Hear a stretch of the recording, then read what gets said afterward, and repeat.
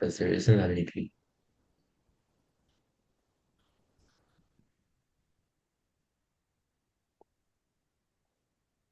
Based your experience, you guys been doing this quite a lot, and so kind of know. Yeah. Let's just start. All right. Good evening, everyone. I am Zirin Liu, a junior at Troy High School and the president of Outreach Helping Hands. We're thrilled to have you with us for tonight's informative and exciting presentation. Sarah Yang, a sophomore at Santiago High School and also an officer of Outreach Helping Hands. Tonight, we're diving into the world of exercise and its incredible benefits for both our body and mind. Yes, we're honored to have Dr. Feng as our guest speaker. Dr. He is an associate professor at California State University, Chico, with a PhD in physiology of exercise from Purdue University. She has over 15 peer-reviewed journal publications focusing on topics such as exercise, oxidative stress, and weight loss. She's also received a professional certificate in data science and analytics from MIT X-Pro and is a certified X-ray technician. Dr. Hu's expertise doesn't stop here. Her extensive work in exercise physiology explores how our bodies respond to and adapt to exercise, helping us to maximize our physical potential. We can't wait to learn how exercise can help us strengthen both our bodies and minds. Before we dive into Dr. Hu's presentation, remember to drop any questions you may have in the chat box throughout the session. We'll address them during the Q&A portion at the end. Now, for further ado, please join us in welcoming Dr. Feng He. All right. Can everybody can hear me? All right. Well, thanks for the presentation. Thanks for the introduction. Well, thanks for taking your time and be here tonight. Today, I'm going to present the topic, which, slightly different than what posted in the poster. So running the race and how exercise helps strengthen our body and mind. And I also, this topic also inspired by a Bible verse from Hebrew 12, verse 1. Let us run with the endurance the race that is set before us. Um, Currently, I'm working for California State University, Chico. So I'm been Chico for this is my ninth years. I'm specialized in exercise physiology. And this is my daughters. I actually I don't have my own kids, so they are like my kids. The left one, the orange color one, name is Nelly, and the right one's Lucy.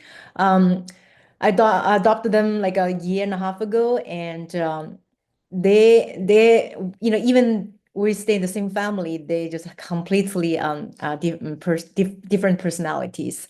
Lanny is pretty much always do the right things, and Lucy always doing something kind of like a misbehavior, sometimes steal food. But I love all of them. Okay. So typically before I present, I would like to give an outline so you know what's going on. So I'm going to talk about who I am and how did I get here. And then for those who are curious about what the academia life look like, I will kind of briefly talk about what does a professor life look like. And then I will mostly focus on what really exercise do with our body. And after that, I will give some time to you and asking you some questions about, what running track are you in, more focus about, what your future plan, particularly in career. And I would love to get some feedback from you and questions.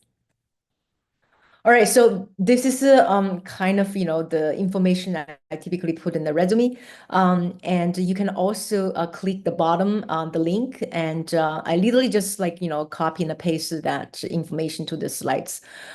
So like they introduced, I'm currently work for California State University Chico, and this is my ninth year. In fact, I'm currently on sabbatical, so I'm taking one semester off, and I will back to teach towards the end of January. Those are the course I teach for California City University Chico, exercise physiology, the undergraduate level class, sports epidemiology, exercise testing prescription. I also teach advanced exercise physiology, which is a graduate class. Last semester, I also teach exercise and sports psychology and write to some of my publications. So during my sabbatical, I do take some data science training from MIT, and hopefully I can use some of this in my sports epidemiology class, and hopefully can open up more collaboration with other, career.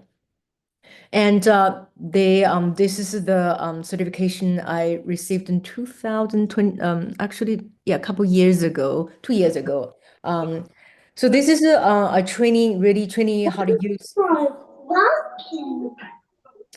Yeah, I hear the baby sound. Um, so this certification helped me get able to operate the machine we call the DEXA, which is dual X-ray energy absorptory analysis.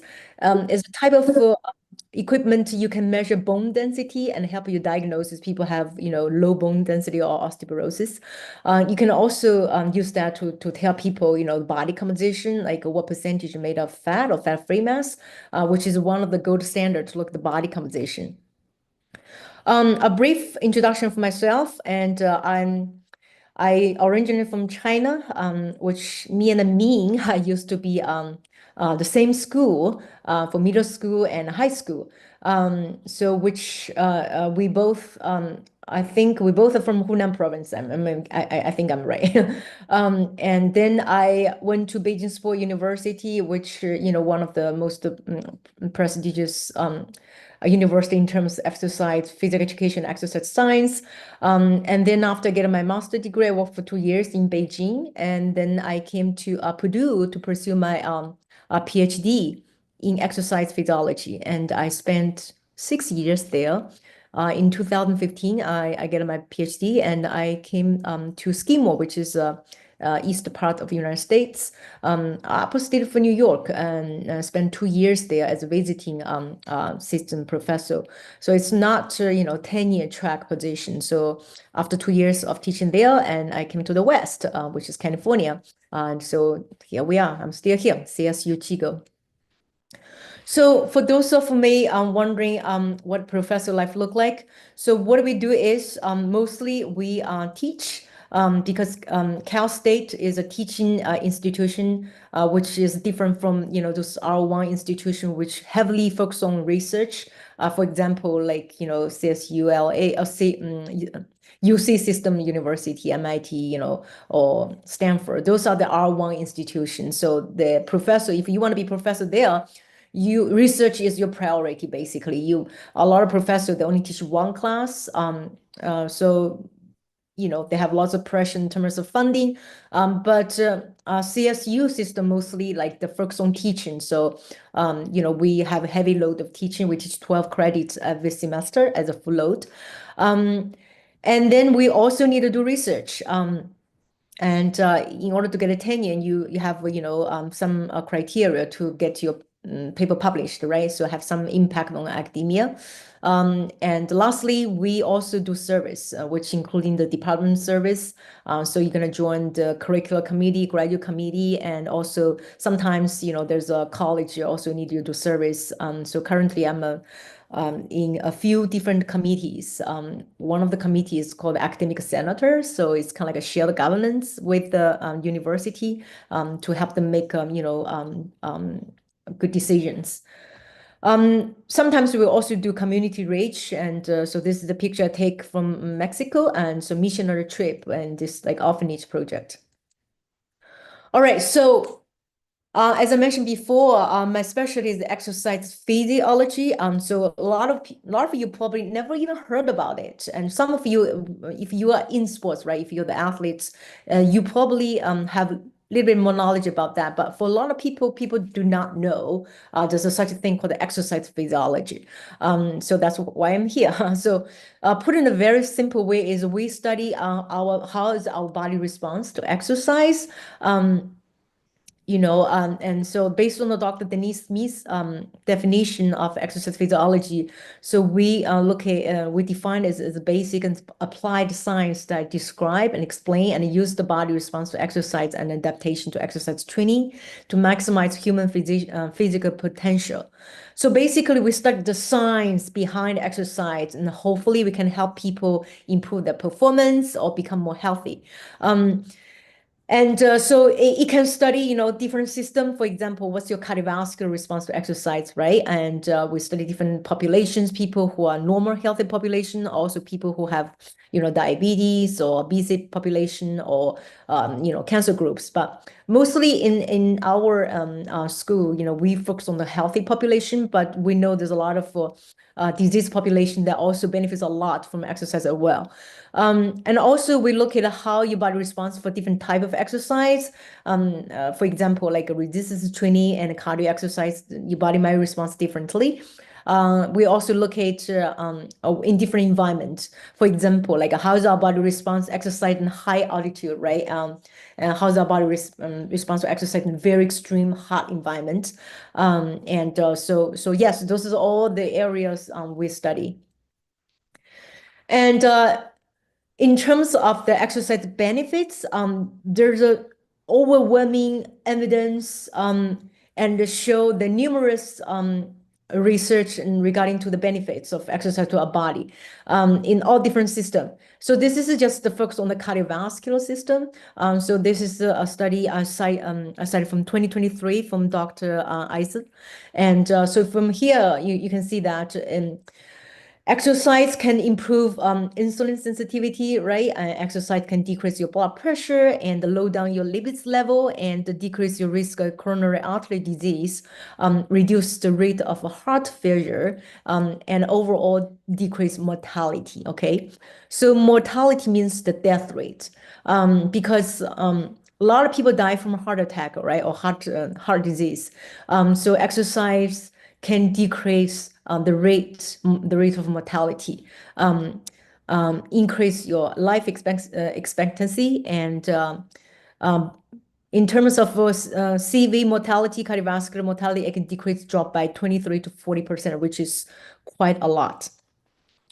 And what about the brain? Since this topic, we talk about the benefits of the brain, right? So there is emergent evidence show that exercise can benefit our brain by improve our cognitive function. And so this is a graph. You can see that show you when there's a muscle contraction there, which often happens when you exercise, it can release some molecules, for example, like aristins and cathepsin, which is, one of the molecules that release through your muscle when your muscle contraction, and IL-6, which is also very important molecules. Protein is actually a protein, okay, that released from your muscle, oftentimes called the cytokines. Okay, just think about that's a hormone. Okay, it's a hormone that typically only released when you exercise, okay, and they come out from your muscle and then get in your circulation, and the blood flow will bring it to your brain. What happens is they can suppress your appetite, but also increase this molecule we call the BDNF, is a brain-derived neurotrophic factor, right? So it's here, brain-derived neurotrophic factor.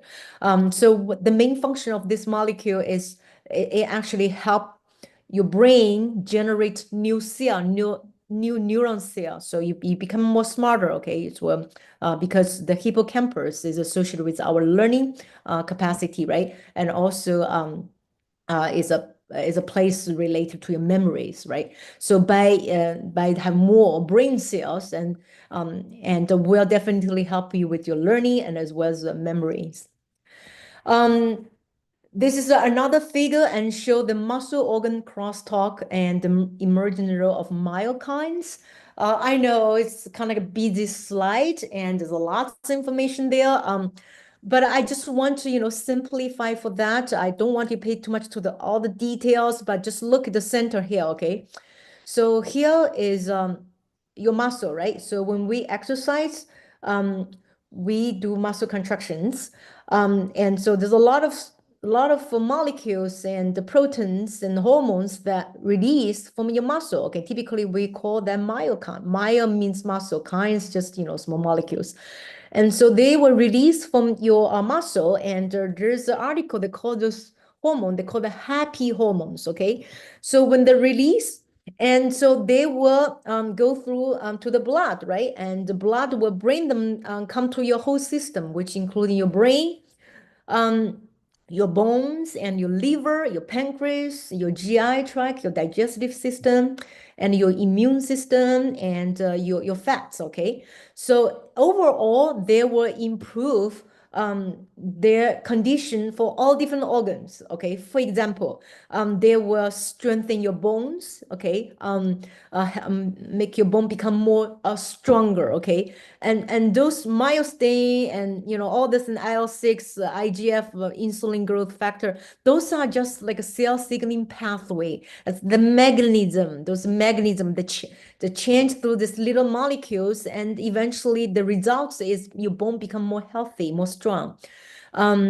They also improve your vascular system and help the blood vessel reconstruction and become, more elastic, more healthy, and help you skin become more healthy because when you exercise, there's blood redistribution, right? So there's a lot more blood come to the surface area, bring more nutrients and bring more oxygen to there to refresh your skin. The brain, which we already talked about, right? Help your brain generate new cells.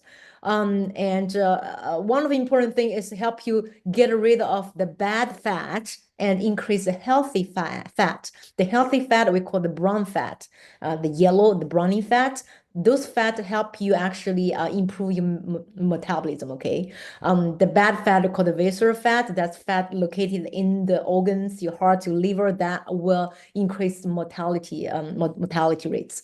And also improve your immune system and help with your GI tract and improve insulin sensitivity. So this overall basically is improve your body overall in general. And each of those signal, there is corresponding article research supported. So we're not just we made up, okay? So it's always data scientific supported. And now let's move on, talk about how does particular exercise improve depression and anxiety. Because nowadays, there's more and more, people become depressed and become anxious. Based on the research, every 1 out of 9 people, at some point in their life, they experience, mental disorder. Some are more like, lighter, just a little bit anxiety, a little bit depressed, some more like severe, then they have actually taken medications, right? But this is kind of like a trend because every semester I teach class. So oftentimes we have students just email me, say, "Hey, Professor He, I cannot come to class. I just feel depressed. I just depressed. I have anxiety. I just want to take a day off. Can you? Okay, it's okay." And I will say, "Okay, yeah, take your time." So here is a study done 2023. Yeah, actually it's published in 2023. So the name of the study called the Effectiveness of Physical Activity Intervention for Improving Depression, Anxiety, and Distress is a systemic review. So this study, it's not just a summarize or synthesize more than 1,000 individual clinic studies. And so they give you an overall general picture about, in general, how does exercise impact on our brain health, right? In terms of depression and anxiety. And so this is the results. I know you might not say it very well, but I want to show you, each of those, just each individual studies, okay? And so these are the results. So if those like dark dots, right? If the more towards the left, indicate that they have a larger reduction in symptoms in terms of depression, anxiety. So some studies show there's a large improvement, right? Because they actually reduce a lot. Some studies they show kind of in the middle, right? But most of the studies show there's a benefits effect, right? And they will help you reduce the symptom, which is towards the left. And here's anxiety, right? You can also see that, there's more than like 15 studies here. They also show that there's a benefits effect of exercise can help you reduce the symptoms, all right, in anxiety symptoms. So it's very strong evidence, okay? And so, okay, let's see what's the take-home message from here. The take-home message from here is that they show that physical activity is effective for reduce mild to moderate symptom of depression, anxiety, and psychological distress by 0.42 to 0.60, which is more effective compared to the usual care across all population. When I talk about usual care, that means like, people like maybe some people even like, through the medication, right? But this is show physical activity actually is more effective compared to drugs, okay? This is really powerful message, okay? So the findings suggest that the importance role of being physically active in the management of mild to moderate symptoms of depression and anxiety and the psychological distress. However, for people who have severe depression, you need to take drugs, okay? Because when people have severe depression, people tend to be suicide, right? So you need the drugs to help you better. Like if just do exercise, it's not gonna help too much. But any exercise is better than not exercise, okay? So this is a show for depression recommendation through the 1,000 study show that 4 to 5 times per week, 30 minutes, strength-based high intensity exercise is beneficial for depression. For anxiety, again, 4 to 5 times every week, each time 30 minutes. Yoga, stretching exercise, Pilates. So it's more like exercise help you calm you down, right? More help you have mindset, like more peaceful mindset, and high intensity exercise. Okay. So the high intense it benefits better. But that doesn't mean low intensity not help at all. Low intensity also helpful, but not as good as high intensity. Okay. All right. So now, so since exercise is so important here, let's talk about how we know if we are fit or not, right? So generally, if I ask you, hey, do you think you're fit? So there's a lot of way to measure people's fitness, which including your muscle fitness, your body composition, and one of the most important components of fitness we call the CRF, which represents for the cardiorespiratory fitness. So it indicates how healthy your heart, how healthy your respiratory system is, okay? It basically, if you have a higher aerobic, sometimes we also call it aerobic fit, right? Aerobic fitness is the same thing, okay? Or aerobic power. So CRF is directly related to how long you can maintain the high intensity exercise, the moderate to high intensity exercise. Because some people can exercise for 2 hours would be okay. Some people even to do like 2 minutes high intensity exercise, they couldn't handle about it. So it just like it varies individual by individual. Why? Because they have different cardio respiratory fitness, okay? And they have different body capacity to transport and utilize oxygen. And there's a test we can do, we call the VO2 max test. So this is one of my students in our lab.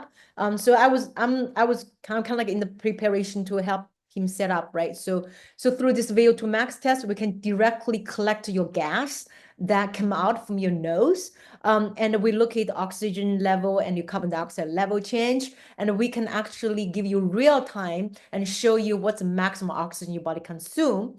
Because the more oxygen your body consume indicates your body can provide more energy, and therefore it can do more work, okay? So it's a GOAT test. So VO2 max test is maximum oxygen your body can consume. It indicates your cardio health, okay? Just keep that in mind.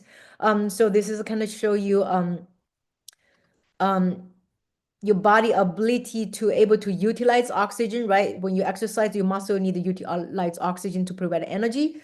And also your body ability to able to pump the blood from your heart, as well as your, how your body, your respiratory system, your lung, how efficient your lung can able to help you, deliver the oxygen to your bloodstream. So overall, your body ability to pump the blood, pump the oxygen, deliver the oxygen to the muscle, it determines your VO2 max. So if you have very healthy heart, healthy lung, and you have very good quality, we call the type 1 muscle type, or a lot of slow twitch muscle fiber muscle type, you're going to have a high VO2 max, and you're going to become very athletic in terms of endurance sports. for example, like a soccer or swimmers or this cross-country runners or skills. So those people usually have higher VO2 max. Okay, and here's to kind of show you why we see aerobic fitness is so important, because it's related to your your heart health, and also directly affect all cause of mortality. Mortality is a death rate, right? So all cause of mortality, that means like death by all different reasons. And so if you look at here, we can see there's a male and the female section here.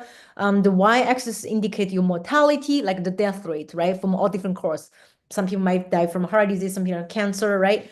And the x-axis here show your fitness level. So higher number represents you are more fit, okay? So apparently you can see from here, as your fitness improve, your death rates drop a lot, right?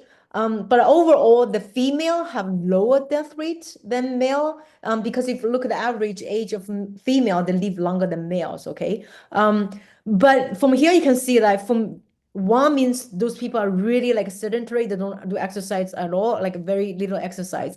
But if just do a little bit more, you can see it tremendously improve your in death rate or improve your heart condition. Okay. Again, this is another study to show you how important your cardio health. Again, we're not like because as a professor, like every time I want to tell students something, I want to show them the evidence. It's not just what I say. It's people actually spend a lot of money, a lot of time, and a lot of scholars they involved in research. So the conclusions they get is scientifically based. It's not just people made up. It's trustable. Okay. So and this study is called the Hunt study and published in the Mayo Clinic in 2017. It showed that your cardio health, which is your cardiorespiratory fitness, which is for CRF, can predict your death. It's like prediction your cardiovascular mortality. Just by knowing how fit you are now, it can predict your cardiovascular mortality, which is in the future how likely you're gonna die from heart disease. And regardless other risk factors such as smoking, obesity or aging or high lipids level or insulin level too high, or sorry, blood glucose level too high. That means independence means regardless if other risk factor exist or not, just by having low cardiorespiratory fitness, it actually can show there's a high risk of the cardiovascular mortality in the future. So it's very super important. Ignore all the stats, all the things, just focus on conclusion. Low estimated CRF is an independent predictor associated with the cardiovascular disease and all cause of mortality. So again, show how important your cardio health, your cardiovascular, cardiorespiratory fitness important is. Okay. All right. So now, okay, then you may say, hey, professor, okay, now you say, okay, our aerobic fitness, cardio health, so important. Okay, so then how much exercise we should do, right? How much exercise we should do to help you maintain or improve your cardio health or improve your cardiorespiratory fitness. So here is from ACSM guideline, American College of Sports Medicine. Again, I don't want you focus too much on the detailed information, but maybe if you have a pen, maybe you can take a notes here. So you need to do at least 30 minutes of exercise. Okay, here's a 30. At least 30 minutes exercise every day and 5 days per week of moderate exercise. Okay, you might ask me, what is considered moderate? Moderate exercise, basically when you running or when you're walking, you can carry the conversation. If you cannot carry the conversation when you exercise, that's not moderate. That's probably vigorous. Okay. So we all need to do at least 30 minutes, 5 days per, which means 150 minutes per week. If you don't do that, you're going to increase your risk of cardiovascular disease or mortality rates in the future. You don't feel right now because you're all young, but as you're getting older, you will know. Okay, so because there's so many research and show that, so they're all data-based research indicate that. Or if you do vigorous exercise, right, 25 minutes and 3 days per week. So that's the minimum to help you maintain the basic health. Okay, just by doing that, it's not going to help you lose a lot of weight. It just by doing that, not make you get very sick or have cardiovascular disease in the future. So this would decrease the risk of the cardiovascular disease in the future. So again, 30 minutes, 5 days per week, and 25 minutes and 5 days per week for vigorous exercise. All right, so we just briefly, talk about the benefits of exercise and how much exercise we should do. Another important thing now, I would like to really focus on some very, very important concept. I think we should know. We call the GAS theory. We call the general adaptation syndrome. Which is a gas. It's not the gas that we use and to drive car, right? You help us, feel fuel. It's not the fuel gas. It's general adaptation syndrome. It proposed by this endocrinology scientist called Hans Seeming. So this is to show basically how is our body response to exercise. By exercise is a physical activity, right? So it's a physical stress. We may suffer in all different stress. Some could be like psychological stress or study stress, relationship stress, or disease stress, or financial stress, or all different type of stress. And here particularly is like any stress. Any stress, this is how our body responds. Firstly, when we face to the stress, our body will go through 3 stages, right? So there's alarm stage, which means you become like when you, for example, if you haven't go to gym for a long time and you start a New Year's resolution, you say, hey, I need to go to gym, and you have one bout of intensive exercise, and then your heart rate gonna go up, right? Your blood pressure gonna go up. Next day you might feel muscle sore. So that's alarm stage. Okay, so you're not gonna feel comfortable. So your body kind of responds to stress, kind of like a fight to flight response, right? So your response that way to help you kind of like run away from the danger, right? So for example, if you see a bear in front of you, right? You want to run away from bear, you don't want to get eaten by the bear, right? So you run, your heart rate to go up, your adrenaline go up. And so that's alarm stage to help you survive, right? To help us survive better, to mobilize all the energy. And then your body will start to develop adaptation stage, we call the resistance stage adaptation, right? So your body start to, adapt to that, which is great, because nobody can avoid stress. So once you reach adaptation stress, to stress, your heart rate is gonna slow down and your blood pressure is gonna slow down. You become you become stronger. However, if you don't allow the body have enough time to recovering, and when the stress become more chronic, you're gonna go through this stage called the exhaustion stage. So that's a stage people will become, dysfunctional. They might become injured, or they might get sick. Okay, they might catch cold. They might get a disease. So that's called the decapitation stage.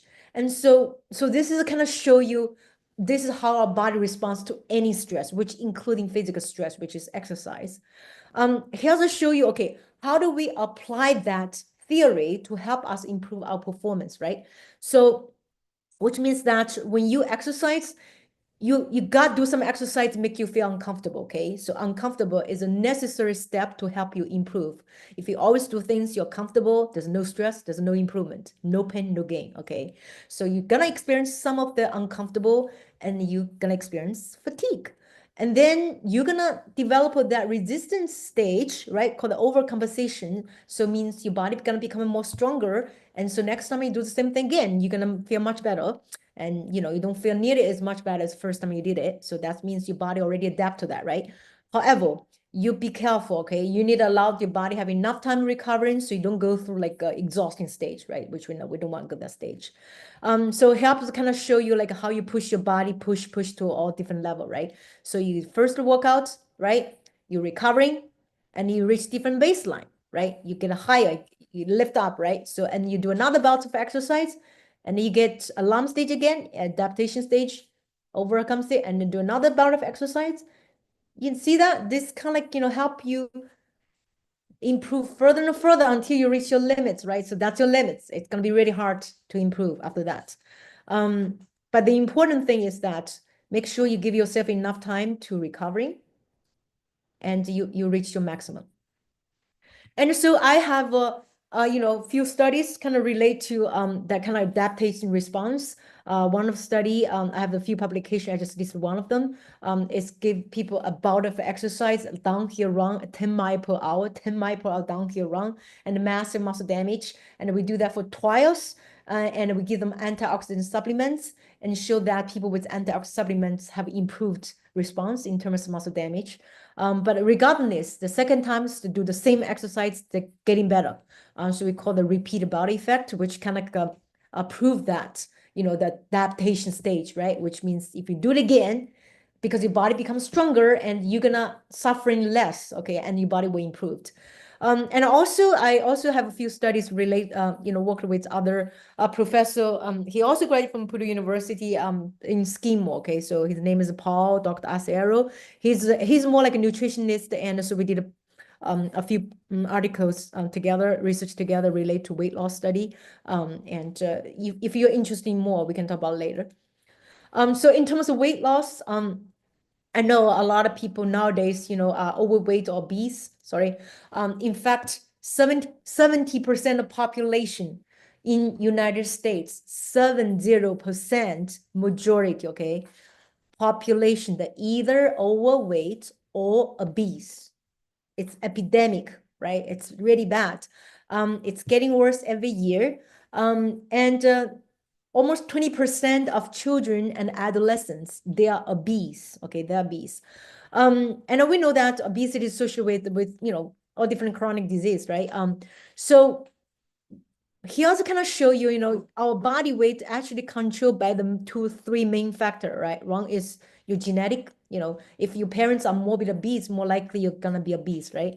Environment factor, right? So basically, the working environment, if this environment nobody can walk, no gym, and all the junk foods, more likely people gonna, become obese. And also the behavior, right? So the behaviors are things that we have a little bit more free will, right? We can control our own behavior, right? So these 3 together, they interact with each other, would determine your final body weight, right? So, sometimes people really, they say, I even drinking water, I gain weight, right? So, but that may relate it maybe just a deficiency of genetic components there. Maybe look at that deep, right? So yes, it's complex. It's not just a single fact, it's multi-factor. He also show you when we have my study show that actually not we, so we had a past study show that when mice are genetically deficiency. For example, this mice is a lipid. So basically is a leptin. There's the leptin is kind of control your appetite and regulate metabolism. So when leptin deficiency, they actually show like they can just they always feel hungry.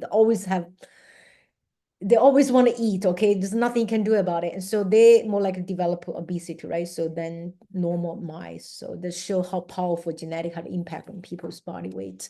And he also show you, the energy in and out thing. So if we take more energy, then the energy, we burn the calories and we gain weight, right? It's just balance.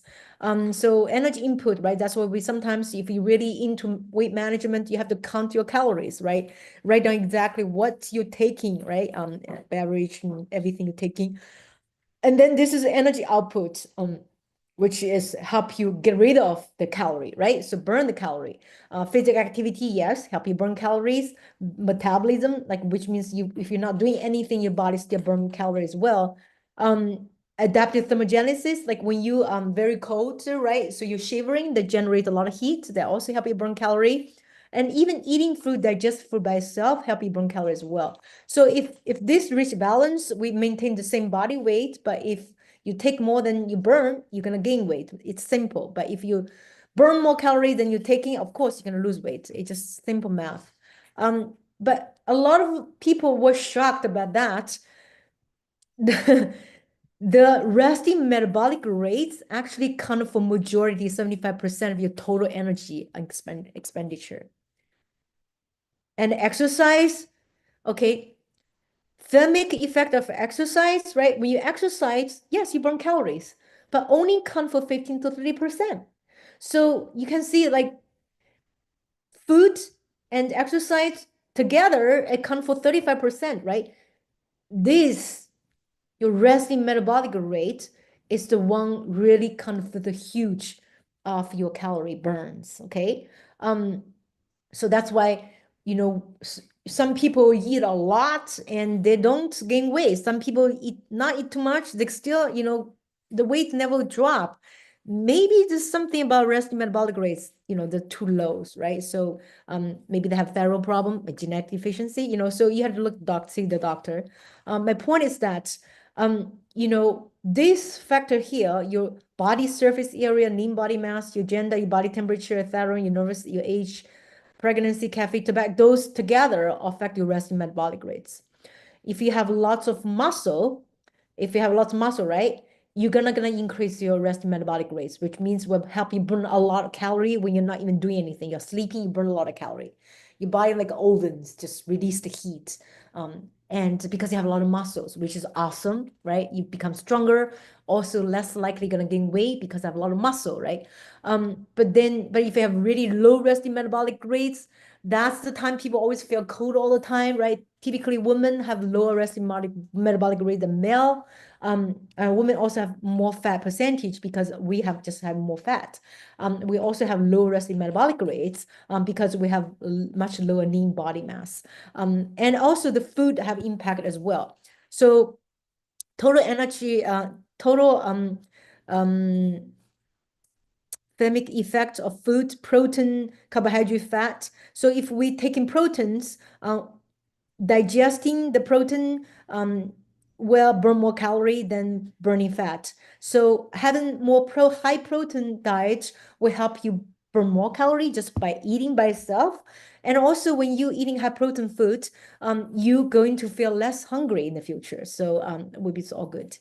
All right, so this is kind of a information I covered, and for you guys, now I'd like to know a little bit about you. Okay, so which running track are you in right now? Just think about your whole life. It's like a race. Okay, it's a track. Since you're born now, so where you are, and you're gonna keep going, right, until the time, because someday we're all gonna die. So we want to know where you are right now. Do you have plan in the future? And it's more like about your future career plan or what you want to do in the future. I would like to know which track you are. You may want to be artists, you might want to be athletes, you want to be engineering, you want to be a professor like me, or you want to have your own business. Whatever running track you are, I would like to know about it, and maybe you can chat a little bit and put in the chat box. And I want to know why you choose the career you want to choose. Why? Okay. I want you tell me the intrinsic motivation and extrinsic motivation. Intrinsic motivation is, for example, I like run because when I run, I just feeling so good. I cannot stop it because every time I run, I feel so good. But sometimes people run because they feel like, oh my gosh, I'm so worried I get fat, right? I'm gonna run. Or I'm run because I just had a big meal tonight. I have to run because um sometimes people run because they're athletes, right? They have to run. They have to get a scholarship from college. If they don't run, become a good athletes, don't get a scholarship, so they don't get accepted to the college, don't get, so that's why they run. That's what we call extrinsic. That means you're doing something because external reasons, not because intrinsically. Intrinsically, like for example, you like to painting, like me, right? Me like to painting arts. When she doing that, she feel the peace, she feels so good about herself, and she feel the pleasure internally. In extrinsic means you do things because of other reason, not because the pleasure that bring to you is because of the stress, the pressure they give, or maybe your parents want you to do it, right? Or maybe the society think you have to do it. I'm supposed to do it. I'm just do it. Or maybe you want to be just, make a lot more money because that just people will look up on you, that's all called extrinsic reasons. Motivation. Intrinsic means like you literally every time you do it, you feel you're just so happy. Just imagine, I'll give you another example. If you have everything you already have, you have all the money you have, all the power you have, is just something you want to do every day? That's called the intrinsic motivation, okay? All right, so now you hopefully got that. So I want you do a little bit of exercise. I want you write down what do you want in your future, what career you want, what job you want, okay? What do you want? And then you write down the motivation behind it. If it's intrinsic, write down why is intrinsic. If it's extrinsic, run the extrinsic reasons, okay? If you have questions, let me know. Okay, we stopped here, and I just want to get some feedback from you. Yes.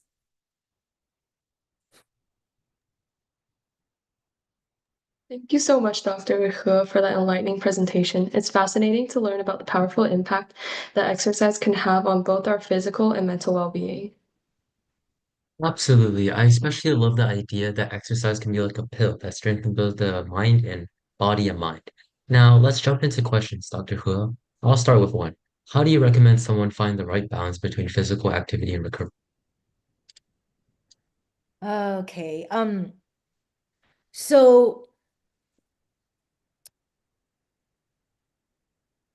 yes, we one of the thing is we know the benefits of exercise. You want to exercise, but you don't want to be overtrained.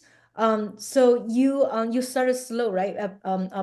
Basically follow the progressive principle, like a step by step, because you definitely don't want to go to that stage we call dedaptation, right? We talk about the gas theory, alarm stage, resistance stage, and the dedaptation stage. So you want to go slow. For example, if you never run before, you want to start the running program, maybe do 10 minutes first to see if you can handle before you actually do 30 minutes, right? And if you feel, if you feel your heart is uncomfortable, you feel like my heart beats too fast, you slow down, right? You slow down anytime you want. Listen to your own body, right? Listen to your own body. Slow down anytime you want. So that will help you avoiding overtraining. But also you can have other external physiological monitor data, for example, your resting heart rate. If you can check your resting heart rate, and nowadays we all have like Apple Watch, just wearables. You can check your resting heart rate. If your resting heart rate go up, let's say, usually like you have like 65 beats, but you start exercise, now your resting heart rate go up to 80 or higher. That means you're overtrained. It's too much for you. You need to slow down. You need to go back, take a break, take a resting. Okay. So yeah, listen to your body and use some of the external physiological monitor data to help you monitor that. And also talk to your professional personal trainers, right? So those ones especially you're new, you talk to them, so they give you guidance. If you're athletes, talk to your coach. Say if there's any strategies help you maintain a good balance. But again, most important, listen to your own body. Yes, listen to your own body. If you feel you lose your appetite, you're too exhausted, you cannot focus, then very likely you fatigue, you're overtrained. Yes. As well, so in your research, you've studied oxidative stress and exercise. Could you explain how oxidative stress affects our body during intense workout and how we can mitigate its negative effects? Okay, oxidative stress. All right, so by answer that questions, I would like to pull out one of the slides here. I think that's my specialty, oxidative stress. I didn't show you guys, but the question can help out. So our body constantly generate oxidants, which is free radical that contain oxygen. So we consume oxygen, and 1 to 2% of oxygen will convert to oxidants. So those are the superoxide, hydroxy, nitric oxide oxidants. However, our body have the antioxidants defense system. Some are the enzymes, for example, like SOD, gluten peroxidase. We also have, vitamin C, vitamin E, help us kind of like batten against our oxidative stress, oxidants. So mostly like if keep good balance, right? Keep good balance. However, during exercise, our body generates more oxidants, and therefore, we actually have more oxidative stress. And so this is during having exercise. Some of the major resource for mitochondria is a power factor, right? If you take any biology class, it's the place to help you make ATP, right? ATP, everything we do need ATP. It's an energy currency. So when we exercise, we consume more oxygens in the mitochondria and then generate more oxidative stress. So it's not all bad. So moderate oxidative stress actually help you become more stronger because helped you build a more antioxidant defense system. So next time you do it again, it help you better. But too much oxidative stress can increase inflammation. You will suffering lots of muscle damage. You're probably gonna feel a lot of muscle soreness for a long time. That means like you're overtrained. Maybe it's too much for you. So one thing you can avoid that to, again, progressive increase the exercise intensity. Don't do too much at the beginning, and listen to your body and check your resting heart rate. So make sure you don't overdo it. And also another way is you can use some of the antioxidants like vitamin C, vitamin E supplements, help you, reduce oxidative stress when you have very intensive exercise. Yeah. Any other? Okay, I think we should open the Q&A. If you ever had any questions, please type it into the Zoom chat and we'll read them off.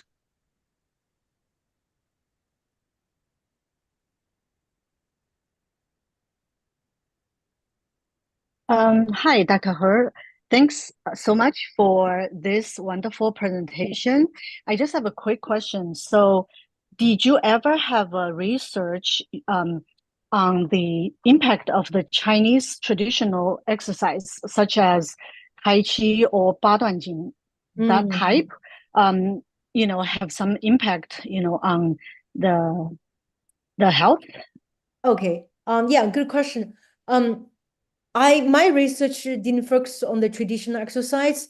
My research mostly focused on the custom exercise like downhill running, that kind of creates a muscle damage model. But I know what you talk about. There's lots of traditional Chinese exercise, for example, like Tai Chi, like you said, Baranji. Based on the information, I know that this type of exercise more, they're not like a vigorous, right? Especially really good for people who are elderly, because they cannot do vigorous exercise. Those type of exercise more benefits our body in terms of, balance, improve the muscle endurance, strength, balance, also improve your autoimmune, how to say, your autonomic nervous system, like will help you reduce your blood pressure, help you reduce your heart rate, and I think it's very good for help you, improve your balance, because especially when people getting older, they lost balance, they fall, right? When they fall, they break the hips and they're hospitalized. And that's the time they become getting really sick because they become completely sedentary. They break the bones. They have to stay there all day long, right? And when you become completely sedentary, and you may have, other comorbidities such as like kidney failures and other things gonna bring up. And so that's, some people can, die from that because of the, bone fracture. So in that perspective, I think traditional exercise, Chinese exercise, really help out with strengthen your bone balance and improve your parasympathetic nervous system. So people become more calm. And so they become more like, in terms of like brain health. So that's what I can say. Yeah. But personally, my own research, I have no experience doing that. Yes. But thanks for the question. Hopefully, Yeah, thank answer you. your Thank you question. very much. I think that's a great point, so for the balance purpose, Yes. Yeah. Okay, thank you so much. And also I like the slide you presented about the exercises can really help anxiety and depress, right? Yeah. Those are very good. It's just again, how much balance, so to help the such youth, for example. And we always suggest them to go out, even you don't have to think about anything, just go out to do some exercises, so that actually let your body, you know, do some awaken like your mind, something like that for depressed youth. So I think that's been helpful. Yes, Yeah. yes. Mhm. And it's really start to get them out first, but once they're out, Yeah. they feel good when they come home. They feel good. That's a good start. But again, if they don't do that often, don't do too much at the beginning, because if too much, they might have an injury or Mhm. they don't feel they like it. So it started slow. And but there's so much research back up by that, and they even have molecular mechanism, because like I mentioned in the review article, when you exercise muscle contraction, only when your muscle contraction does like a happy hormones, right? Release from your muscle, get in your bloodstream, go to your brain, and help your brain, basically this factor called the brain derived neurotrophic factor help you generate more nerve cells. Actually, the mice study show that the mice that exercise more regularly and the brain is larger, like the gray matters, that gray matter, white matter in your brain, right? It actually it does more of them, and the volume is larger. And also for people, they exercise more regularly, they have delayed brain aging, right? Because eventually our brain will aging, but they have delayed progression of aging process. So in the long term, it really benefits them. Also get the mind out, especially exercise outdoor in the nature, right? So the trees, this all help you calm down your nervous system, because when your nervous system come down, especially parasympathetic nervous system, your brain become more able to focus. And actually the study do that, like people after exercise do the math questions, they find people exercise and do math, they become more like focused, instead of like think about this, think about that, think about this. Because your body, when you exercise, your body kind of like tired, right? So your whole body kind of calm down a little bit. So when you calm down, your brain calm down, you're more able to focus doing things. So yeah, there's so many research about that. But firstly, we have to know about that, and then we have to decide to do it. And then there's a lot of strategies to help you maintain to do it instead of like give up, right? So, but we have to understand that uncomfortable is the necessary step to help you improve yourself, because the gas theory, right? The stress alarm stage, when you exercise, of course it's not comfortable, right? But that's the only way help you improve, right? To develop the resistance stage, as long as you're not overtraining, right? So it's all good. Okay, thank you so much. No problem. There's a question from Ming Yeah, Chen. I Can saw that. stress directly cause chronic physical pain, and how can it be alleviated? Mm. So when you see stress, are you talking about physical stress, or are you talking about like psychological stress? I Uh, think should the stress is physical for both. both? So if it's a physical stress that causes you chronic physical pain, then definitely have to see doctor first. That means there's some like joint problem, some like a problem they haven't fixed yet. So have to fix that first before you even start any exercise. But maybe do some exercise that doesn't cause you physical pain. Um, for example, like if you have like a leg pain, then do arm exercise, right? If you have leg pain, if you have arm pain, then do leg exercise. But if you do any exercise, your whole body is pain, you definitely have to talk to doctor. So what's really going on there? Yeah. And so yes, have to talk to a doctor. But if it's actually really pain, or it's more like a psychological pain. If it's a psychological pain, they probably have corresponding medicines or other behavior or cognitive behavior therapy for that. Oh yeah, tennis elbow. Okay, thanks for bringing up that. I yeah, experience tennis elbow pain a lot. So when I feel the pain, I stop play tennis, because I don't want to overtrain, right? Because if it's too much, then it's gonna be too much.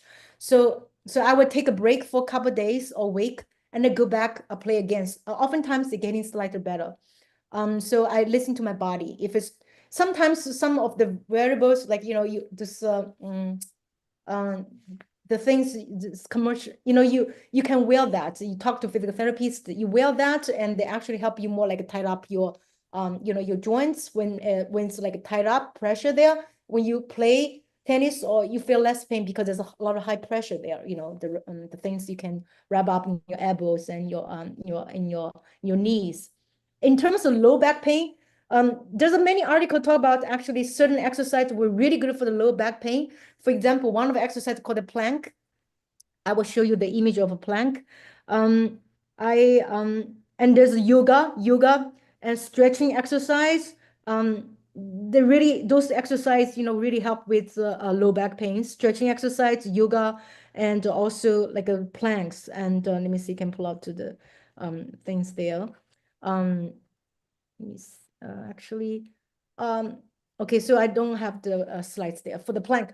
So add like 5 more seconds, 5 more seconds, and build up, slowly build up. And then you back more strong, your core is strong, and actually help with the whole body, like whole body, like strengthen whole body. Yeah. But if you really feel like, any exercise causes whole body pain, you need to see a doctor. Definitely see a doctor, see what's going on there. Yeah.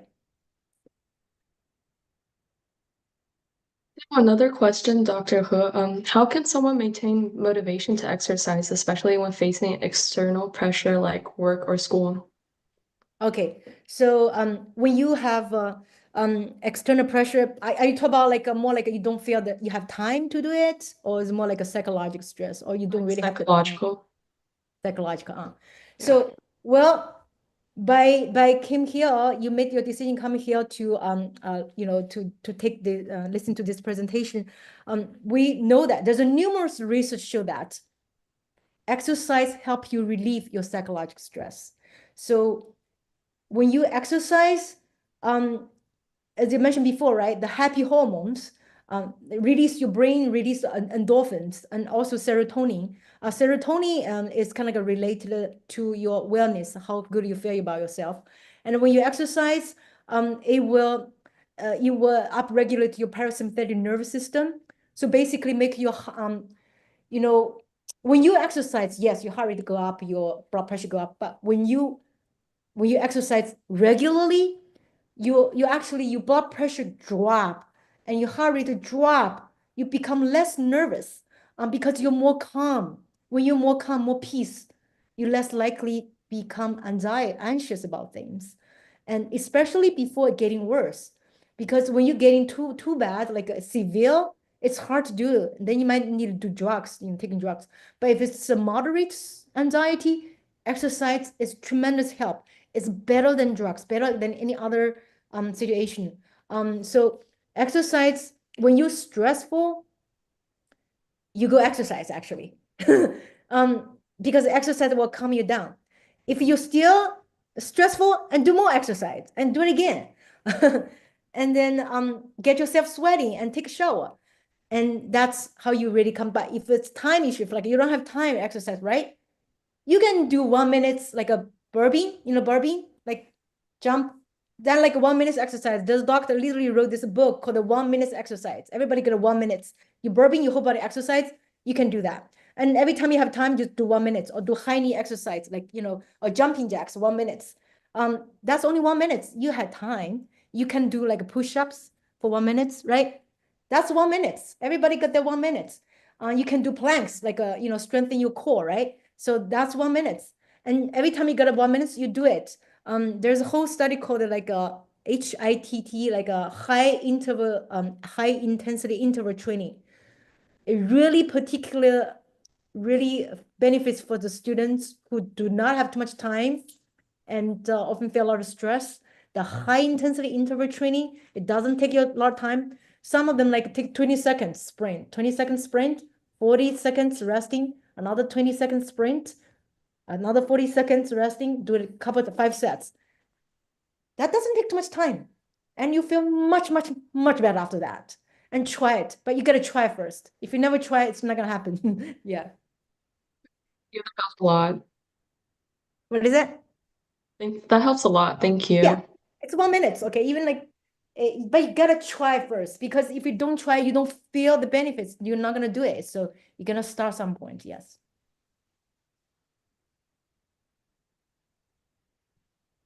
I Any think other? that's gonna be the end of our presentation. Thanks everyone for joining.